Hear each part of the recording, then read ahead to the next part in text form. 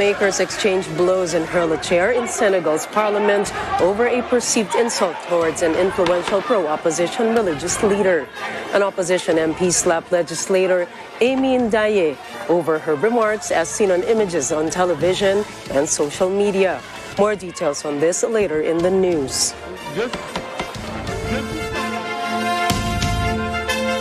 I am Nina Richie Flores. This is Mata ng Agila International. Now for the headlines. Philippine government launches new online travel registration platform. Department of Health detects 2 more Omicron BQ1 cases. President Ferdinand Marcos Jr. urges envoys to promote the interest of the Philippines. Explosion at Afghanistan religious school leaves 19 people dead. And U.S. President Joe Biden willing to talk with Russia's President Vladimir Putin.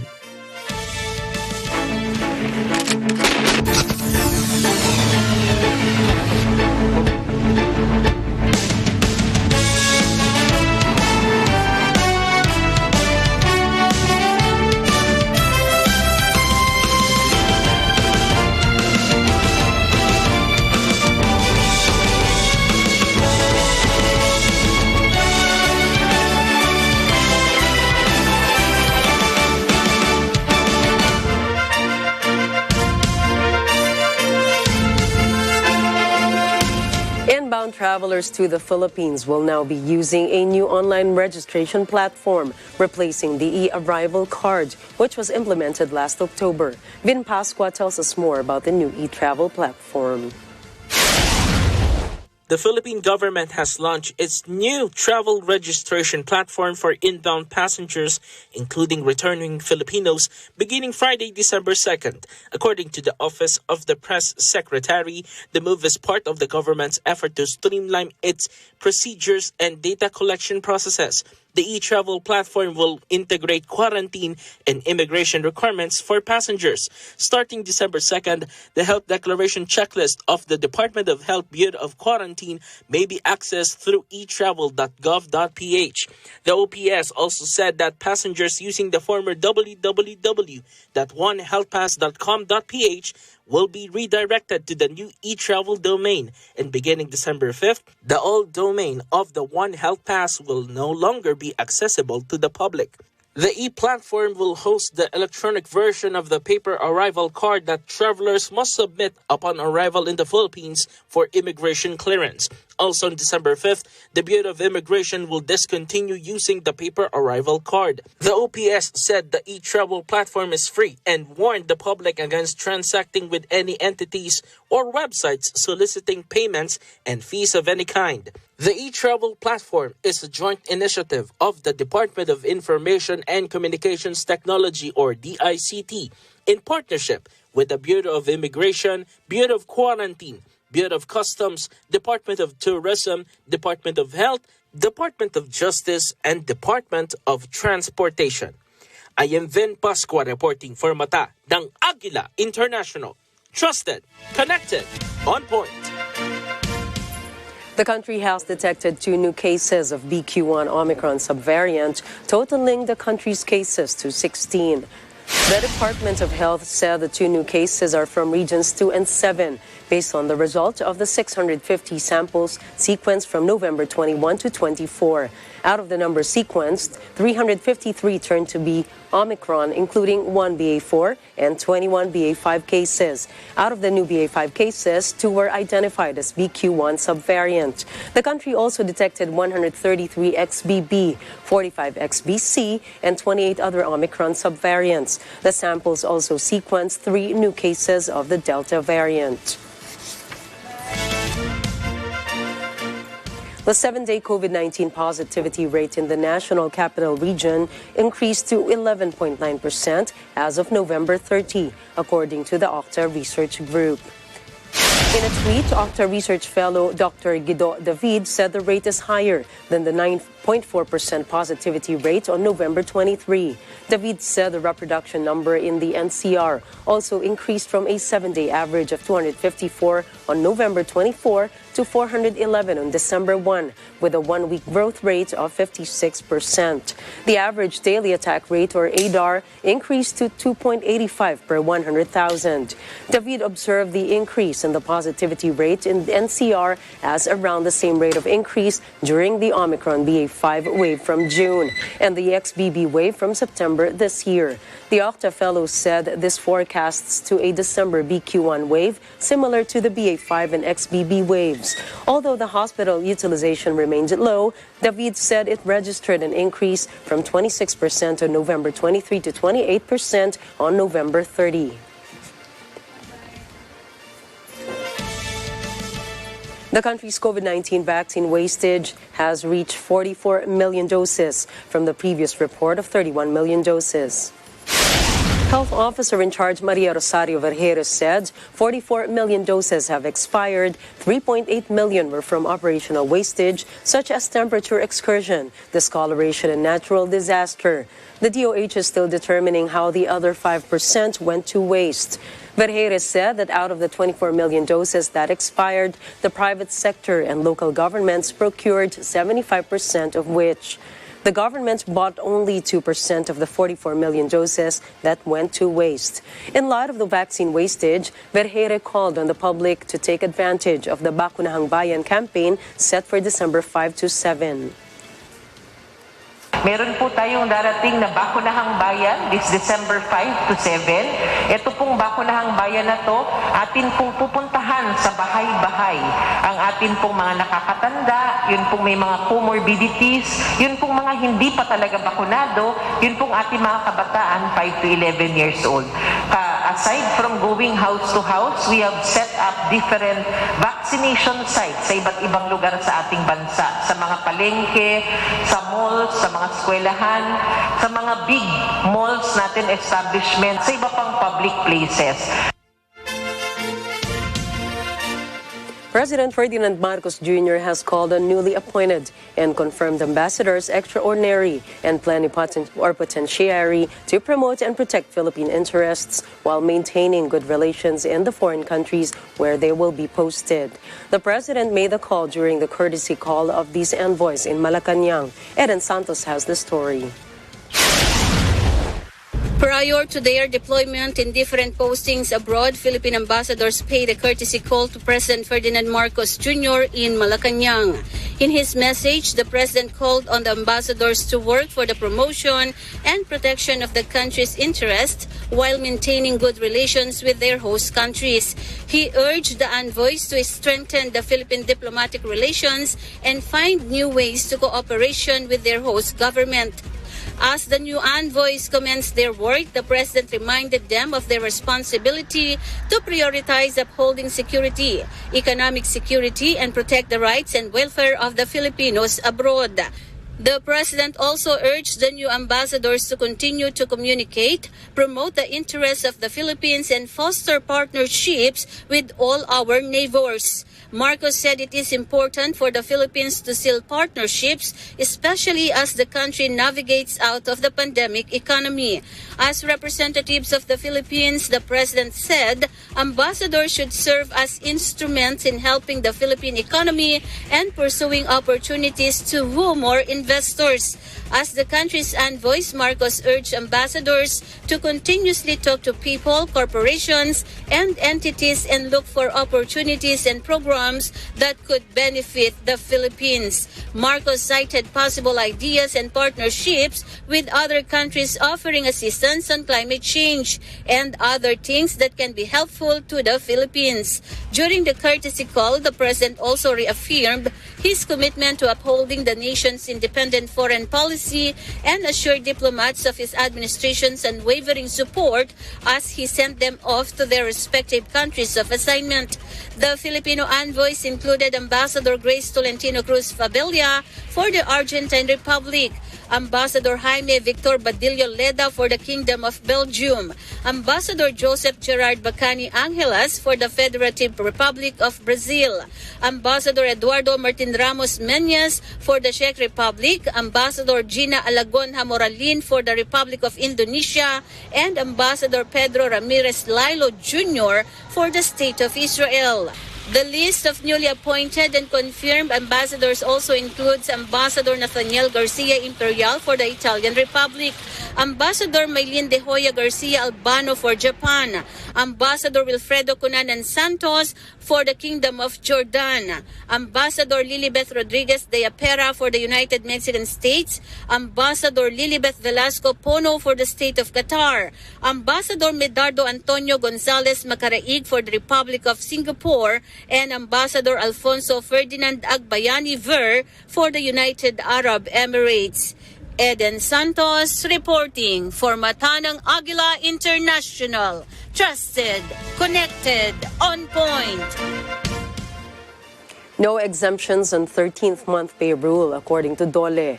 Workers who would fail to receive their 13th month pay can report to the Department of Labor and Employment or Dole. Let's hear more from Madeline Villar Moratillo. No employer is exempted from giving 13th month pay to their employees. Labor Secretary Bienvenido Laguasma also made an appeal to employers to give the 13th month pay to their employees in time so employees can use it to buy for their holiday needs. Pakiusap o panawagan, sana wag nang pag-abutin yung deadline na December 24. Dapat sana before December 24. Kung maaari sana, itong linggo na ito para medyo hindi masyadong hirap ang ating mga manggagawa sa pakikipagsiksikan sa kanilang pamimili. Laguesma said employers couldn't use the pandemic as an excuse to avoid paying their employees 13th month pay. Hindi po yun sapat na kadahilanan upang hindi sila bigyan o bayaran. Wala pong exemption, yun nga lang pong isang buwan dapat bigyan na Yun pong capacity to pay, pwede pong pag-usapan yun ng namumuhunan. The labor chief said the department is offering assistance to small businesses to ensure that they could pay their workers with their benefits. Dole said a worker is entitled to a 13th month pay even if he or she is working for just a month. And for employees who would not receive their 13th month pay after December 24, they could report it to the Department of Labor and Employment. Laguesma said Dole would mediate in favor of the workers. And for those workers who are hoping to have a wage increase before the end of the year or in the first quarter of 2023, Laguesma said they could not commit yet, but negotiations are underway before the wage board. Alim po ng pamantayan o panuntunan, isang beses lamang sa loob ng isang taon. Maliban na lamang kung mayroong tinatawag na supervening event. At yan ang tinitignan ngayon. Madeline Villar Moratillo reporting for Matanang Agila International. Trusted, connected, on point. The Senate Blue Ribbon Committee expects to release the result of its probe on DepEd's laptop deal before the holiday break. Mian Corvera has the story. The Senate Blue Ribbon Committee is set to release the result of its investigation on the alleged overpriced laptop procured by the Department of Education. Senate Blue Ribbon Committee Chairman Senator Francis Tolentino said the committee has finished 95% of the report. Before the holiday break on December 15, Tolentino said the committee could possibly release the dispositive portion or the Senate recommendation on the matter.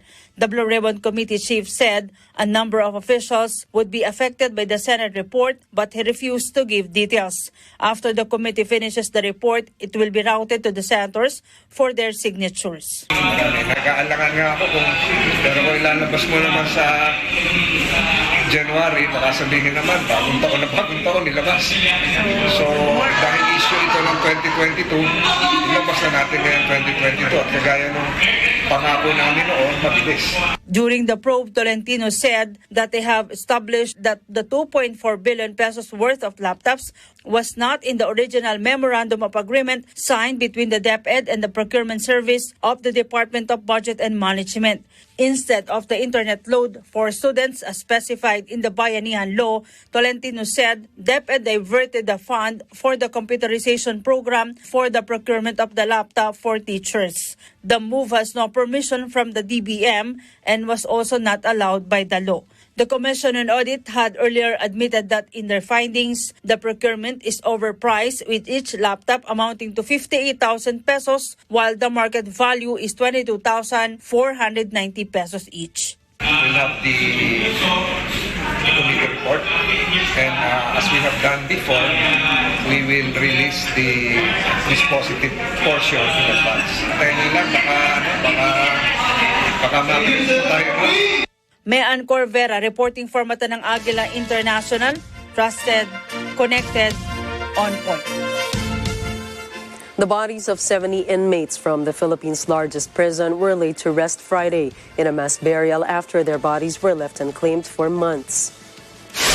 The found bodies were among 176 corpses found by police during an investigation into the death of an inmate who was accused of being involved in the killing of a journalist in early October.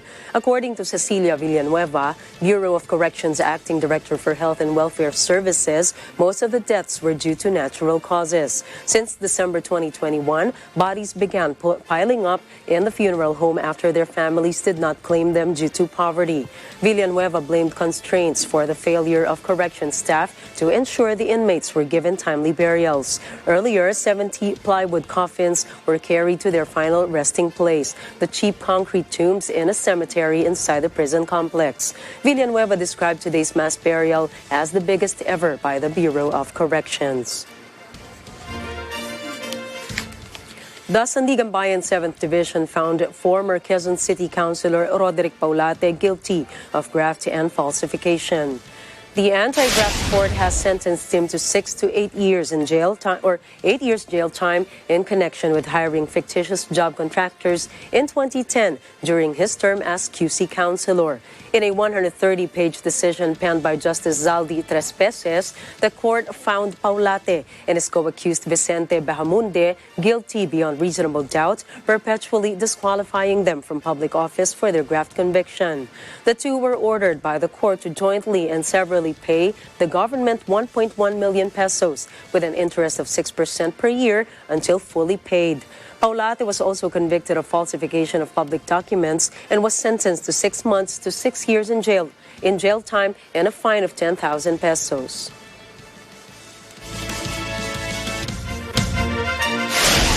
Coming up, explosion at Afghan religious school leaves 19 dead. U.S. President Joe Biden says he is willing to talk with Russia's President Vladimir Putin. And France's President Emmanuel Macron calls for U.S. and France to be brothers in arms again. Mata ng Agila International will be back after the short break.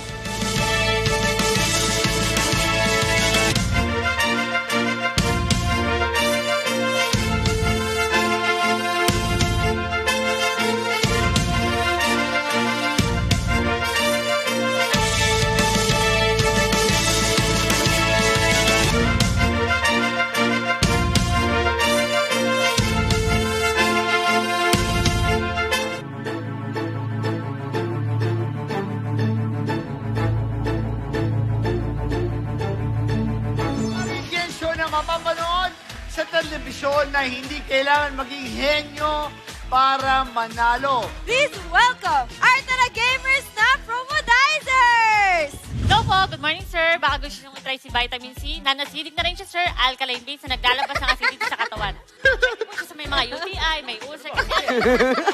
Sir, nanasidig siya. Yes, nanasidig na rin. Agad-agad! Anong musical instrument ang ginawa ni Bartolomeo Cristofori noong 1704? Nagsisi ka ba na pinindot mo? Akala ko madali lang. Akala mo madali, no? And this is Tara Game!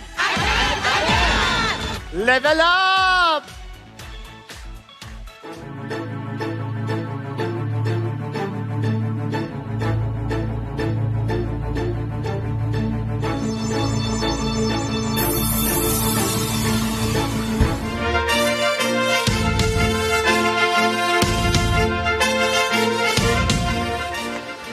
An explosion at an Islamic religious school in northern Afghanistan has claimed at least 19 lives and left 24 others injured. The blast happened on Wednesday in the city of Aibak, about 200 kilometers north of the capital, Kabul. A local doctor says most of the casualties were children. No group has claimed responsibility for the explosion. Prayer mats, shattered glass, and other debris littered the scene. An investigation is underway. Several other attacks have taken place in recent months, some of which have been claimed by the Islamic State. Mayor Joseph Jeanson Guillaume said gang members have killed at least 12 people and burned down homes in the town of Cabaret, near the capital of Haiti. According to authorities, police and residents forced gangsters out of Cabaret, north of capital Port-au-Prince, several days ago, but they returned and attacked. Guillaume mournfully said police found several charred bodies at the scene. He added the attacks on the town disrupt traffic and trade as the town sits along a major road. Local reports said thousands of people have fled the country as gangs take more control and gain power in Haiti. One person is dead and 4 others injured after a giant wave swept over a cruise ship on its way to Antarctica.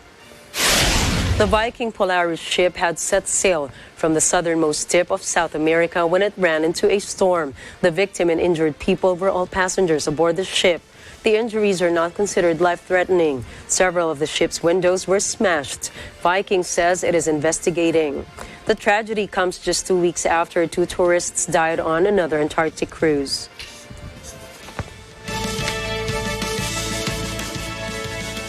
U.S. President Joe Biden has extended an olive branch to Russian President Vladimir Putin. Biden says it's time for the two to talk about the war in Ukraine. I'm prepared to speak with Mr. Putin if, in fact, there is an interest in him deciding he's looking for a way to end the war. He hasn't done that yet. If that's the case, in consultation with my French and my NATO friends, I'll be happy to sit down with Putin to see what he wants. However, Kremlin rejects Biden terms for Ukraine talks today. Kremlin spokesman Dmitry Peskov says the West has no legal right to set up any courts to investigate and prosecute Russia over its conduct in Ukraine. Peskov argues that launching some kind of tribunal would be illegitimate. He states that Russia would reject and condemn any court that would prosecute Moscow. Peskov also asserts that Russian investigators are also working hard to document all the crimes of the Kyiv regime. However, the wrongdoings of Kyiv, according to Peskov, have not seen any critical reaction from the so-called collective West. Last Wednesday, European Commission President Ursula von der Leyen proposed the creation of a special UN-backed court that would probe Russia's crime in Ukraine. Von der Leyen claimed that she was ready to work to achieve the broadest international support possible for such a court. Similar suggestions have been made by other Western and Ukrainian officials. Yet, Moscow has repeatedly denied Western accusations of war crimes during its military operations in Ukraine. It insisted that Russian forces are not targeting civilians.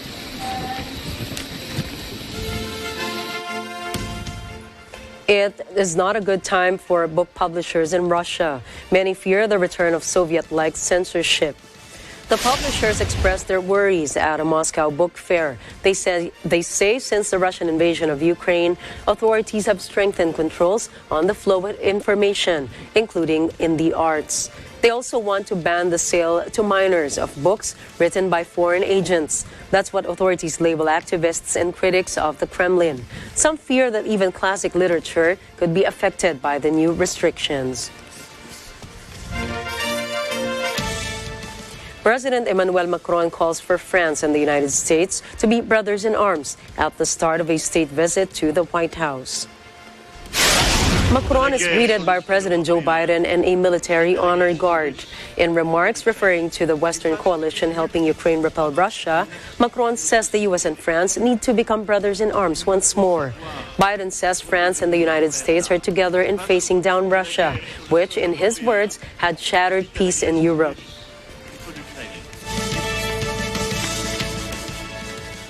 Diplomats say European Union governments tentatively agreed on a $60 per barrel price cap on Russian seaborne oil. The price regulation on Russian oil is an idea of the Group of 7 nations to prevent Moscow from profiting from price rises due to its conflict with Ukraine. The said measure will prevent tankers from shipping Russian oil sold above $60. For example, it refuses to allow British and EU insurers to cover vessels and shipments containing Russian oil. News agencies say the oil embargo also has an adjustment mechanism to keep the cap at 5% below the market price. The agreement still needs approval from all EU member states through a written procedure by Friday. However, Poland, which had pushed for the cap to be as low as possible, has not yet confirmed if it would support the deal. Last week, Russia's President Vladimir Putin warned that any attempt by the West to cap the price of Russian oil would have grave consequences for world markets. Yet the United States and several of its allies pushed for the oil embargo. Meanwhile, oil ministers from the OPEC Plus oil producers group will meet in Vienna on Sunday to discuss the consequences of the EU embargo.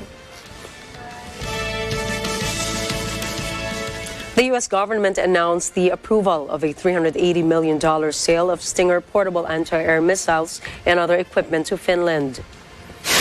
In a statement, the U.S. Defense Secretary Cooperation Agency or Security Cooperation Agency said the proposed sale will improve Finland's defense and deterrence capabilities.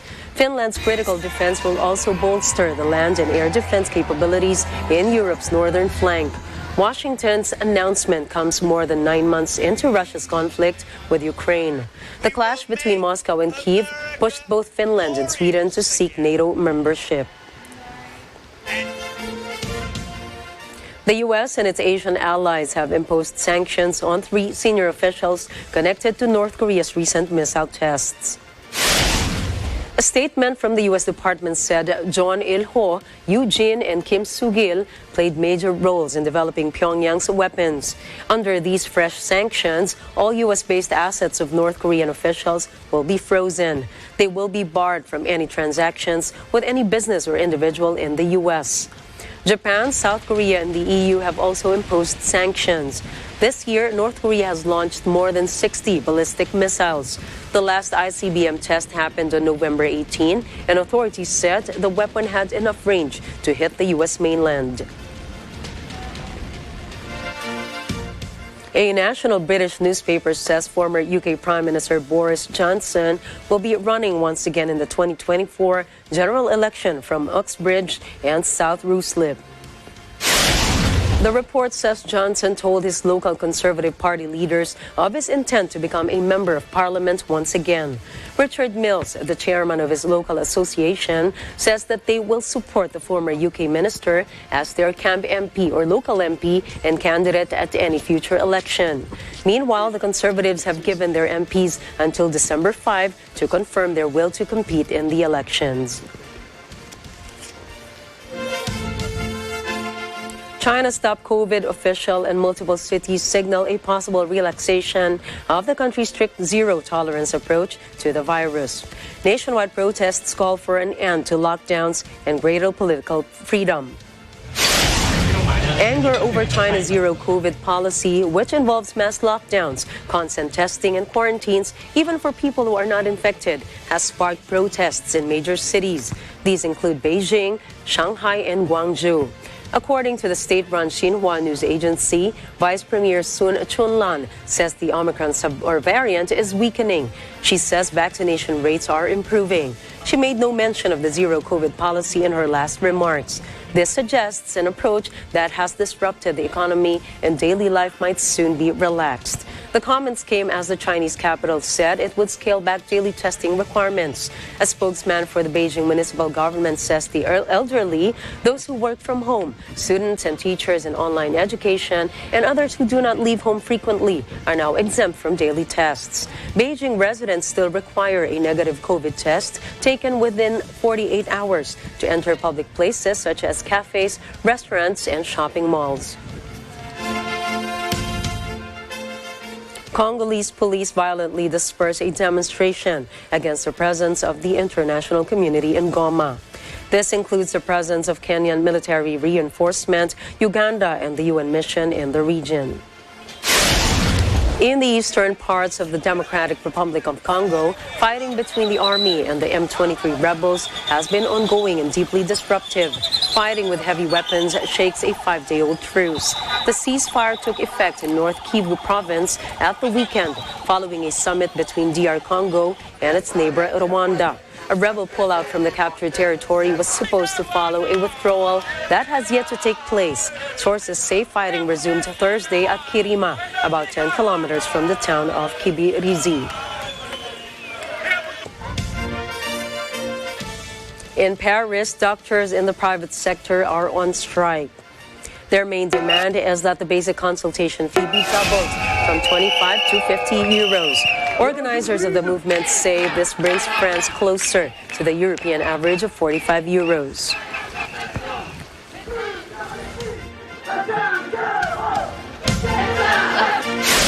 Up next, U.S. appeals court rejects Trump's special master request. Twitter suspends account of U.S. rapper Kanye West. And violence erupts in Senegal's parliament. Find out more about these stories when Mata ng Agila International returns. Please stay tuned.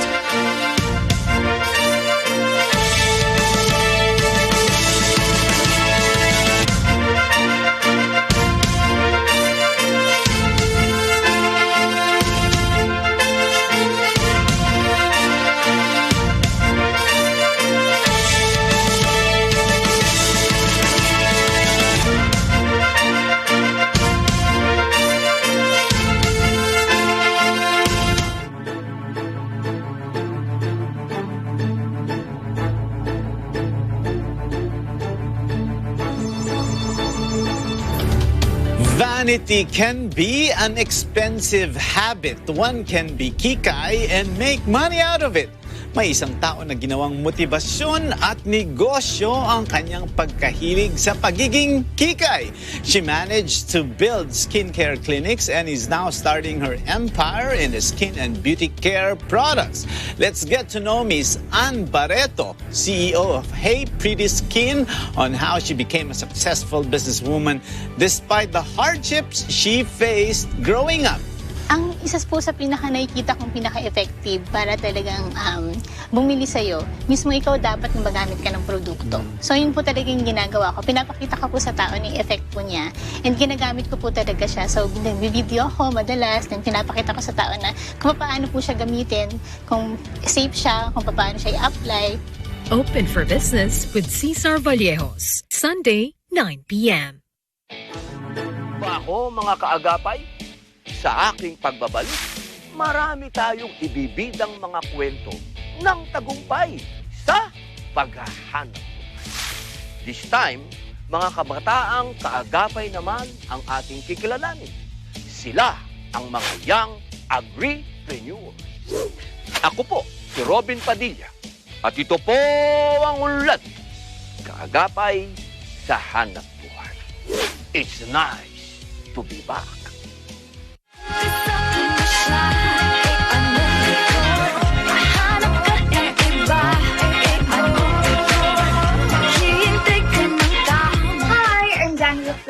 Please catch me on Letters and Music, on air and online this Saturday, December 3, 1 to 2 p.m. Only here on Net 25.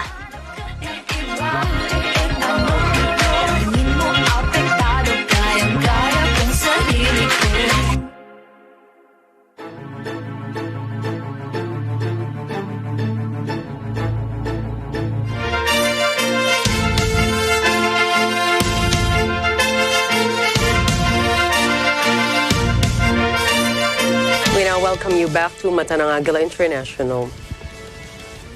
A federal appeals court has halted a special master review of documents seized from former President Donald Trump's Mar-a-Lago estate.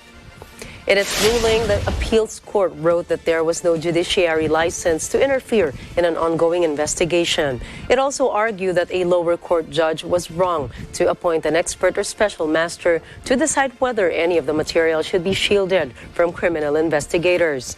There are no verified reports if Trump and his lawyers will appeal the ruling. But as of now, investigators can review the Mar-a-Lago documents in full. Trump is currently being investigated for allegedly taking home national classified documents. He denied any wrongdoing and said that he had declassified the subject documents. Twitter founder and billionaire Elon Musk announced on Friday that he had suspended artist Ye, then known as Kanye West's account, due to another violation of the rule against inciting violence following his now deleted tweet with a swastika. Ye shared a picture on Twitter on Thursday that showed a Nazi symbol inside a well-known Jewish emblem, the Star of David. After being accused of being anti-Semitic recently, Ye made another contentious claim on Thursday, declaring that he liked Adolf Hitler and loved the Nazis.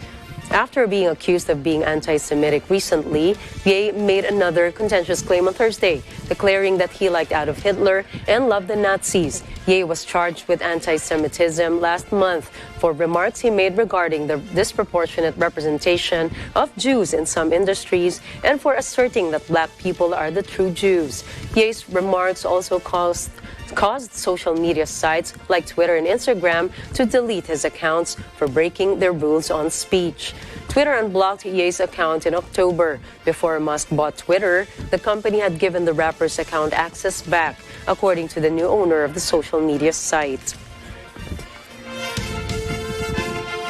Tech billionaire Elon Musk announced on Wednesday that within 6 months, his company Neuralinks will be able to implant a device in the human brain.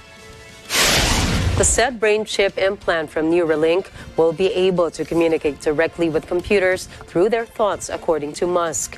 In July of 2019, he promised that Neuralink could begin its first human trials in 2020, but it would only continue in the coming year, 2023. Musk says Neuralink will use implants to restore vision and mobility to people.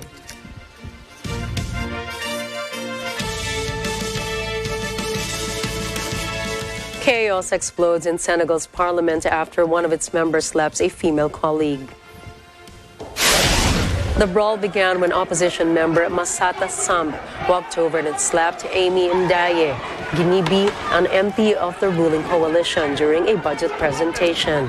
TV footage showed the incident resulted in Ginibi throwing back a chair at Samb. Before another MP tackled the former to the floor, the session was eventually suspended after a flurry of scuffles. Tensions in Parliament have grown since the ruling coalition lost its comfortable majority in July elections. A similar skirmish broke out in September over the leadership of the House. The World Health Organization says the Ebola outbreak has allowed them to advance on the vaccine front with significant progress over the past 2 months. WHO hopes that the vaccine will arrive in Uganda for trials soon. Head of Emergency Operations for WHO Africa, Dr. Fiona Braca, the medical teams are ready for the vaccine's arrival.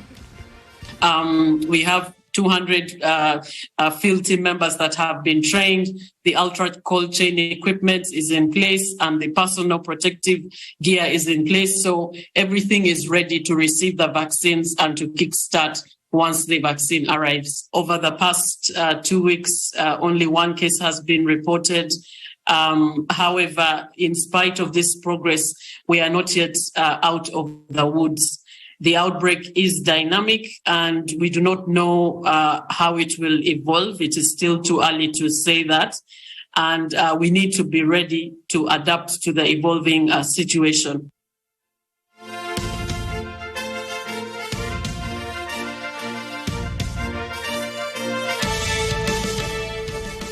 A joint report by 2 top health agencies reveals that millions of children around the world are not immunized against measles, leaving millions more susceptible to the disease. In New York, Joan Soriano tells us more. Last year, 40 million children missed a measles vaccine dose, according to the World Health Organization and the Centers for Disease Control and Prevention, or CDC. 25 million of these children missed their first dose, and close to 15 million missed their second dose.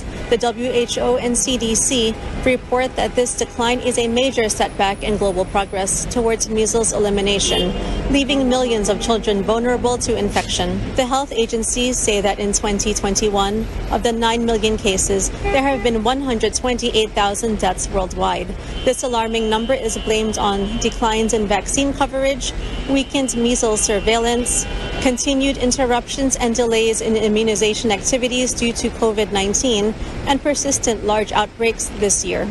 These factors also mean that measles remain an imminent threat in every region around the globe. WHO Director General Dr. Tedros Adhanom Ghebreyesus says getting immunization programs back on track is absolutely critical. He says behind every statistic in the report is a child at risk of a preventable disease. The CDC states that measles is one of the most contagious human viruses, but is almost entirely preventable through vaccination. To create herd immunity and achieve and maintain measles elimination, coverage of 95% or greater of 2 doses of measles-containing vaccine is needed. At present, there are only 81% of children receiving their first measles-containing vaccine dose and only 71% of children receiving their second measles-containing vaccine dose. The CDC says these are the lowest global coverage rates of the first dose of measles vaccination since 2008. Joanne Soriano, New York, New York. Metanang Agila International, trusted, connected, on point. Driven to meet its goal to eradicate the AIDS threat by 2030, WHO calls on the global community to end new infections among children and end the lack of treatment access in every country sooner than later. Carlo Valdez reports. December 1st is World AIDS Day. On this day, the World Health Organization joins partners and communities in sending out a message, ensuring that essential HIV services reach those who are most at risk and in need. People most at risk and in need are children living with HIV and key populations to HIV. WHO Director General Dr. Tedros Adhanom Ghebreyesus says World AIDS Day is an opportunity to reaffirm and refocus on a shared commitment to end AIDS as a public health threat by 2030. WHO says of the 38 million people living with HIV, 5.9 million who know they have HIV are not receiving treatment. About 4 million people more living with HIV have not yet been diagnosed. In 2021, only 52% of children living with HIV were accessing antiretroviral treatment that helped them lead normal and healthy lives. In order to catch up, get back on track, and meet the goal to eradicate AIDS as a public threat in 8 years, WHO Director of the HIV, Hepatitis, and STI program says no one must be denied services, no matter who they are or where they live. Carlo Valdez, Union, New Jersey. Mata ng Agila International. Trusted, connected, on point.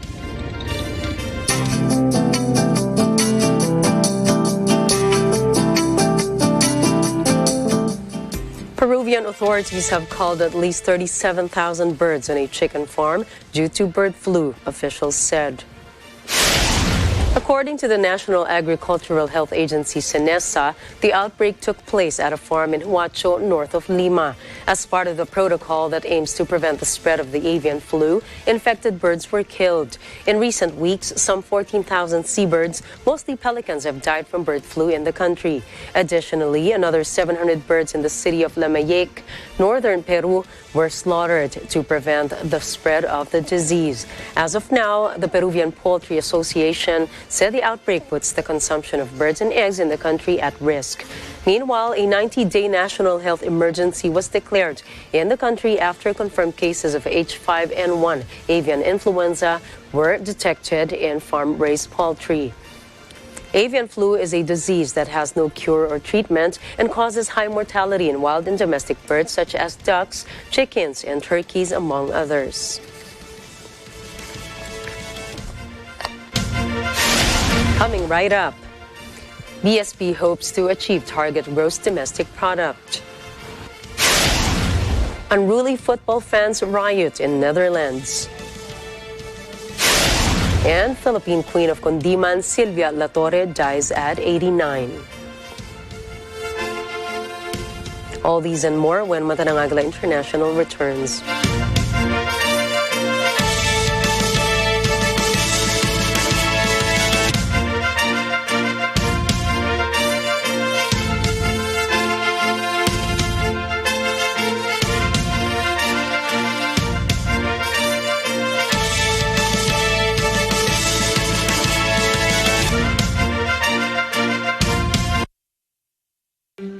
Alam namin ang iyong pagsisikap. Dama namin ang iyong mga sakripisyo. Kita namin ang pagharap mo sa bawat pagsubok. Kaya sa kabila ng mga hamon ng buhay, nandito kami para umalalay. Kasi katulad mo, gusto rin namin ang magandang bukas para sa kanya. Hatid namin ang dekalidad na edukasyon at makabagong pasilidad sa abot kayang halaga. Kaya huwag ka na mangamba. Sasamahan ka namin tuparin ang mga pangarap niya.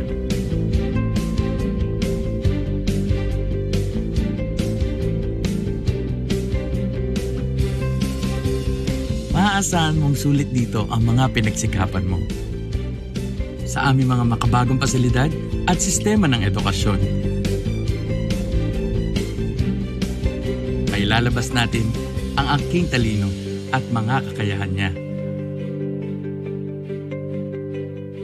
Kahit sa munting halaga, makakasiguro ka na makakasabay siya sa mabilis na pag-ikot ng mundo. Sa New Era, karamay mo kami sa bawat hamon. Kaagapay mo kami sa bawat hakbang. Kasama mo kami sa bawat ngiti at tagumpay.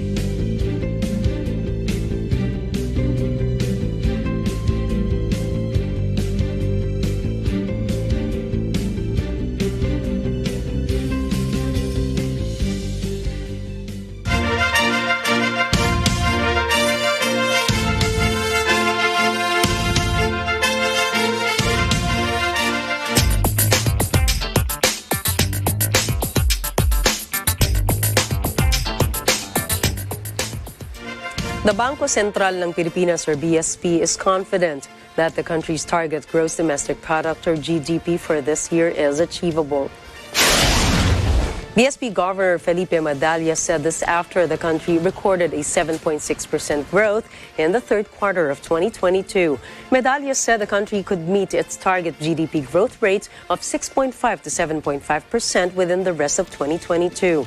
Amid the challenges of high inflation, Medalla said the positive outlook on the country's economy can be felt, spurring growth in the GDP. To help the economy, the BSP raised the interest rates to a cumulative 300 basis points since May of this year. Due to concerns over national security, U.S. authorities announced a ban on the scale or the sale or import of new communications equipment from 5 Chinese companies, including Huawei and ZTE. The said firms are considered a threat by the Federal Communications Commission. Chairwoman Jessica Rosenworcel said in a statement that the FCC is committed to protecting U.S. national security by ensuring that untrustworthy communications equipment is not authorized for use within their borders. Other companies on the list are Hikvision, Dahua, and Hytera. But since the ban is not retroactive, the firms listed can continue to sell products previously approved for sale in the U.S. Yet the FCC also said it is seeking comments on future revisions to the rules on equipment already authorized to be imported or sold. The request strives to revoke future possible existing authorizations due to spying concerns.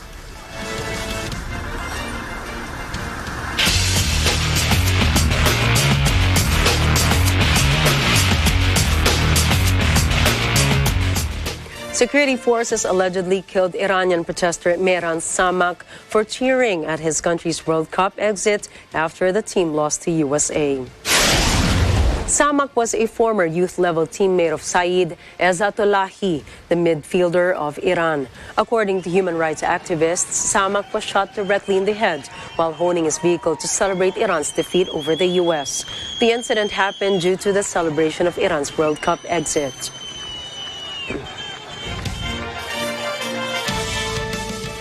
Football fans in the Netherlands rioted following Morocco's win in World Cup play Thursday.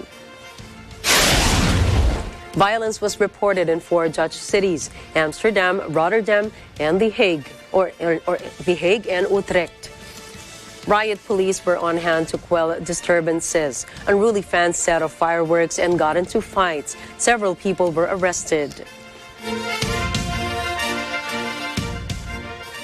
Famous boxing referee Carlos Padilla revealed that he helped boxing champ Manny Pacquiao to win the fight against his Australian contender in 2000 through cheating. But Pacquiao insisted that he is out of Padilla's fraud. What kind of fraud Padilla did? Find it out in Vin Pascua's report. Legendary Filipino boxing referee Carlos Padilla let off a shocking confession. In an interview, he admitted that he cheated in the year 2000 to help his countryman Manny Pacquiao win against Australian Nadal Skinny Hussein for the WBC International Super Bantamweight title. The fight was held at the Inares Center in Antipolo. Padilla's confession appeared on the YouTube channel of the WBC, or World Boxing Council. This was a recorded interview with Padilla in August when he was inducted into the Nevada Boxing Hall of Fame. According to Padilla, when Pacquiao was knocked out in the 4th round, Padilla prolonged the count to 10. And when Pacquiao, who was only 21 years old at the time, Padilla was even more checking Pacquiao, asked if he was still okay. However, another fraud that Padilla did was when Pacquiao headbutted his opponent Hussein, which caused a deep wound under his eye. But Padilla declared to the jury that it was a legal punch. According to Hussein, the WBC should be responsible. He says he has no problem with Pac-Man, and in fact, he even idolizes the Pinoy boxing champion. He said he didn't want to claim that he should have won in 2000 or change the jury's decision. He just wanted to hold the referees and judges accountable and called the cheating a crime. Meanwhile, what is Pac-Man's reaction to Padilla's confession? In an interview, Pac-Man said he didn't cheat at that time. He just did his job as a boxer. And Padilla said that what he did was a problem. After Pac-Man won his fight against Hussein in 2000, he fought 3 times for the WBC belt until he won against Lelo Ledbois in 2000 for the IBF Bantamweight title, which was his big break and his way to the superstardom and Hall of Fame career. It is also a puzzle why Padilla, now 88 years old, suddenly thinks to admit without reservation the fraud he committed 22 years ago. Padilla came to fame in 1975 when he was the referee in the iconic Thrilla in Manila, the fight between Muhammad Ali and Joe Frazier, held at the Araneta Coliseum. According to the WBC, they have established a special panel to check Padilla's confession. I am Vin Pascua reporting for Mata ng Agila International. Trusted, connected, on point.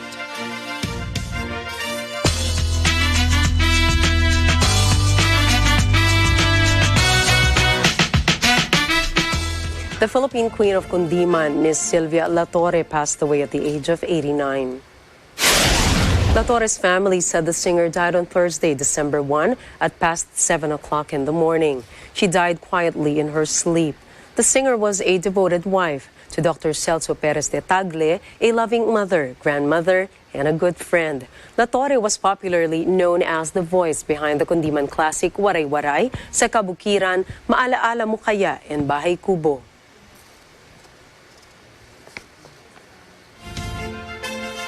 The Guardians of the Galaxy have returned for one last mission.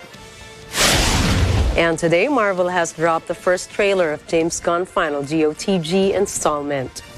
The third film brings back all the original stars: Chris Pratt, Dave Bautista, Tom Clementif, Karen Gillan, Sean Gunn, Vin Diesel, and Bradley Cooper. But it will also explore Rocket Raccoon's origins and the return of Zoe Saldana's Gamora.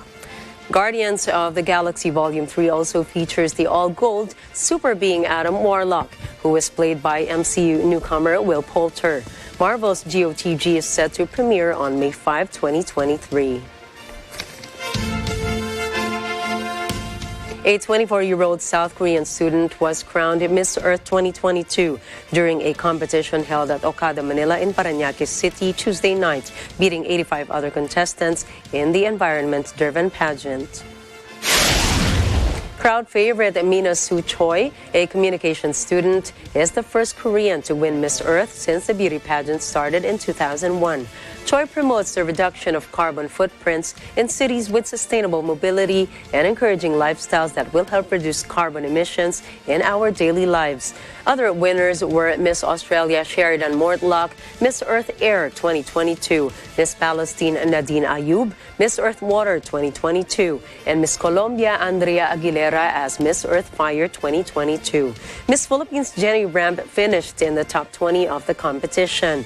Other candidates in the semis were delegates from Belgium, the Netherlands, Puerto Rico, Zimbabwe, Brazil, Cuba, Nigeria, Portugal, Czech Republic, Ethiopia, Ireland, Namibia, Norway, Slovenia, and Vietnam. Expressionist artist Max Beckmann's self-portrait smashed the record price for a painting sold at auction in Germany after being put before buyers in Berlin. As the hammer came down, the highest bid for Beckmann's self-portrait Yellow Pink stood at 20 million euros. Featuring himself during his Dutch exile from Nazi Germany, Beckmann's artwork is now widely considered as a masterpiece. Auctioneer Marcus Kraus described the artwork's sum price as the highest price ever offered for a painting. According to the auction house Griesbach, adding its fees, the price of the self-portrait will reach up to 23.3 million euros. The most expensive self-portrait was Beckmann's gift to his wife Mathilde. After her death in 1986, the art was taken care of by a private Swiss collection for decades and hidden from the public since the mid-1990s. As of now, the painting was displayed behind glass at a public preview ahead of the auction to guard against vandalism by climate activists who recently targeted artworks in their environmental protests.